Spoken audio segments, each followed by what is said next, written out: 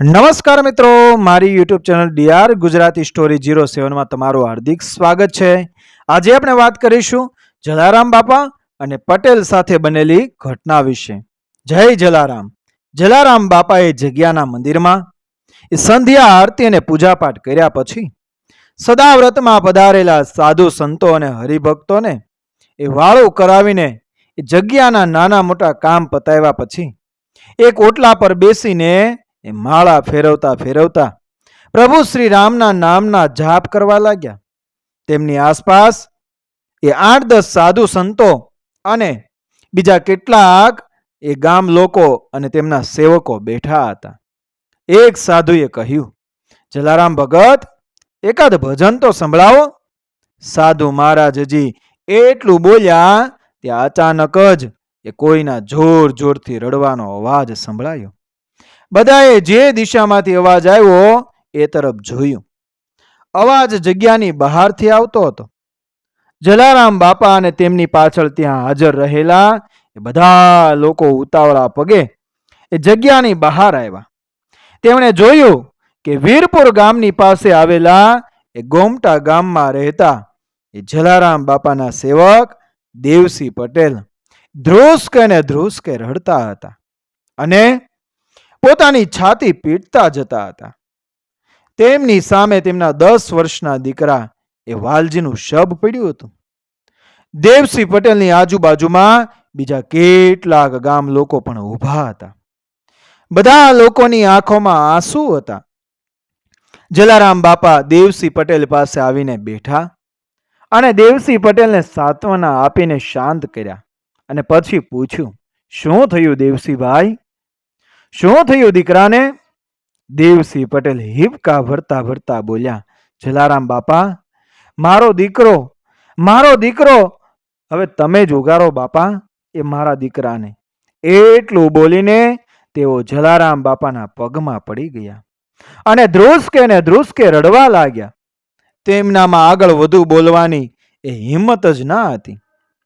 જલારામ બાપાએ દેવસિંહ પટેલના દીકરા એ વાલજીના શબ સામે નજર કરી તો તેનું આખું શરીર લીલું પડી ગયું હતું અને એકદમ ઠંડુ પડીને લાકડાની જેમ એ થીજીને કડક થઈ ગયું હતું. જલારામ બાપાએ દેવસિંહ પટેલને શાંત કર્યા અને પછી દેવસિંહ પટેલની પાસે ઉભેલા એ ભીમાભી બાપુને પૂછ્યું, બાપલિયા, આ દીકરાને શું થયું છે? આ કેવી રીતે થયું? ભીમાભી બાપુએ માંડીને આખી વાત કરી. આજે દેવસિંહભાઈ જ્યારે ખેતરમાં જતા હતા ત્યારે તેમના દીકરા એ વાલજીએ પણ તેમની સાથે ખેતરમાં જવાની જીદ કરી એટલે તેઓ તેને પણ ખેતરે લઈ ગયા. દેવસિંહભાઈ ખેતરમાં કામ કરતા હતા અને વાલજી ત્યાં એક ઝાડ નીચે બેઠો બેઠો રમતો હતો. અચાનક ખેતરમાં કાળોતરો નાગ આવી ગયો અને વાલજીને ડંખ મારીને જતો રહ્યો. વાલજી ત્યાં જ જમીન પર ઢીમ ઢઈને ઢળી પડ્યો અને તેનું પ્રાણ પંખેરું ઉડી ગયું. પોતાના દીકરાના શબને જોઈને દેવસિંહભાઈ ભાંગી પડ્યા અને ત્યાં જ જમીન પર બેભાન થઈને ઢળી પડ્યા.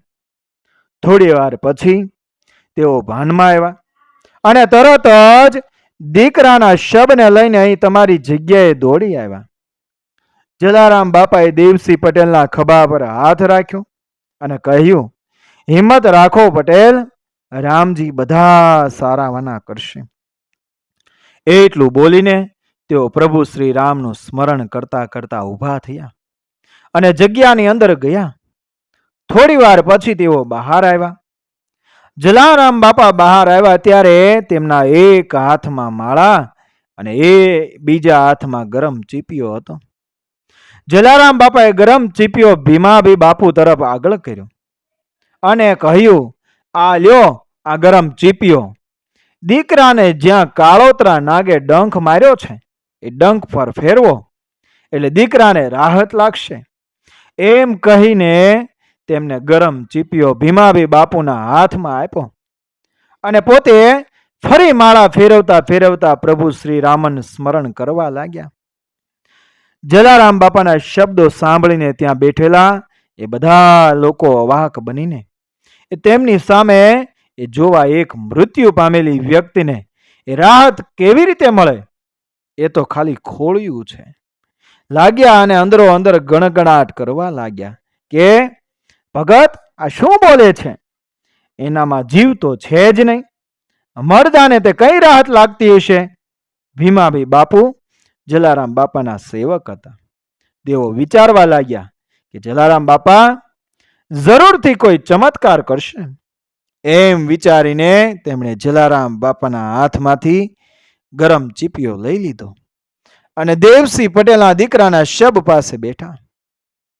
જ્યાં કાળોતરા નાગે ડંખ માર્યો હતો ત્યાં ગરમ ચીપિયો ફેરવવા લાગ્યા. જલારામ બાપા તો આંખો બંધ કરીને એ પ્રભુ શ્રી રામનું સ્મરણ જ એ કરતા રહેતા. ભીમાભાઈ બાપુ જેમ જેમ ચીપિયો ફેરવતા ગયા તેમ તેમ દેવસિંહ પટેલના દીકરાના શરીરનો રંગ એ બદલાતો ગયો. એના શરીરમાંથી ધીમે ધીમે લીલો રંગ ઓછો થવા લાગ્યો અને થોડી વારમાં તો એના આખા શરીરનો રંગ બિલકુલ પહેલા જેવો થઈ ગયો. ભીમાભાઈ બાપુની નજર ગરમ ચીપિયા પર પડી તો ચીપિયો એકદમ લીલો થઈ ગયો હતો. અને ત્યારે એ જલારામ બાપાએ એક સેવક પાસે એ પીવાના પાણીનો લોટો મંગાવ્યો અને પછી એ પાણીનો લોટો ભીમાભાઈ બાપુને આપીને કહ્યું કે આમાંથી થોડું પાણી દીકરાના મોઢા પર છાંટો એટલે એની નીંદર ઉડે. ભીમાભાઈ બાપુએ પાણીનો લોટો હાથમાં લીધો અને પાણીમાં હાથ બોળીને થોડું પાણી લઈને દેવસિંહ પટેલના દીકરાના મોં પર છાંટ્યું. એટલે તરત જ દેવસિંહ પટેલનો દીકરો એ આળસ મરડીને ઊભો થઈ ગયો અને બોલ્યો, બાપુ શું થયું? તમે રડો છો કેમ? આ બધા અહીંયા શું કરે છે? દીકરાનો અવાજ સાંભળીને દેવસિંહ પટેલ કંઈ જ બોલી ન શક્યા અને મારો દીકરો એમ કહીને દીકરાને ગળે વળગાડીને ધ્રુસકે રડવા લાગ્યા. બધા સ્તબ્ધ બનીને જોતા રહી ગયા અને વિચારવા લાગ્યા કે જે વ્યક્તિ થોડી વાર પહેલા મળદું બનીને એ નીચે જમીન પર પડ્યો હતો એ અત્યારે જીવતો જાગતો બધાની સામે ઊભો હતો અને વાતો કરતો હતો. દેવસિંહ પટેલ થોડી વાર પછી શાંત થયા અને જલારામ બાપા પાસે જઈને તેમના પગમાં પડી ગયા. તેમની આંખોમાંથી વહેતા આંસુઓથી જલારામ બાપાના પગ એ ભીંજાઈ ગયા. જલારામ બાપાએ દેવસિંહ પટેલને હાથ પકડીને ઊભા કર્યા અને કહ્યું કે રડો નહીં પટેલ, મેં કીધું હતું ને કે હિંમત રાખો, રામજી બધા સારા વાના કરશે. રામજી ક્યારેય કોઈ સાથે અન્યાય નથી થવા દેતા. મેં કંઈ નથી કર્યું, આ બધી તો રામજીની લીલા છે. હું તો એમનો સેવક છું. દેવસિંહ પટેલ જલારામ બાપાને કહ્યું, જલારામ બાપા તમે ધન્ય છો. અમારા માટે તો તમે જ અમારા રામજી છો.